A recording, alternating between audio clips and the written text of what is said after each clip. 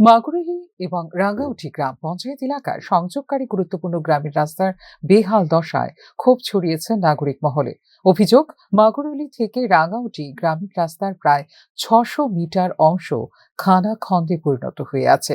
সাধারণ যান চলাচল তো দূরের কথা, স্থানীয় লোক এবং ছাত্রছাত্রীদের পায়ে হেঁটে যাতায়াত করাও অসম্ভব হয়ে উঠছে এই রাস্তায়।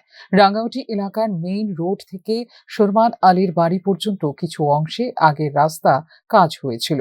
পরবর্তী অংশে এখনো পর্যন্ত পাথর কিংবা কংক্রিটের স্থায়ী কাজ হয়নি। বিশেষ করে হানিফ আলীর বাড়ি থেকে করুণা দেবনাথের বাড়ি পর্যন্ত রাস্তার কাজ অসম্পূর্ণ রয়ে গেছে। কিন্তু তারপরও আশ্চর্যজনকভাবে সেই রাস্তায় ২০২৫ সালে কাজ কমপ্লিট হওয়ার সাইনবোর্ড ঝোলানো হয়েছে। স্থানীয়দের অভিযোগ, অসম্পূর্ণ কাজে কমপ্লিট সাইনবোর্ড লাগানোর ঘটনা বড় ধরনের অনিয়ম এবং দুর্নীতির ইঙ্গিত বহন করছে। স্থানীয়দের আরও অভিযোগ, এখন পঞ্চায়েত কর্তৃপক্ষকে রাস্তা সংস্কারের কথা বললেই তারা ফান্ড নেই বলে এড়িয়ে যাচ্ছেন। কিছু কিছু ক্ষেত্রে বেহাল রাস্তায় দুর্ঘটনার হাত থেকে বাঁচতে স্থানীয়রা নিজেরাই উদ্যোগ নিয়ে চাঁদা তুলে রাস্তায় ইট ফেলেছেন, কিন্তু তারপরও এখনো স্থায়ী সমাধান হয়নি।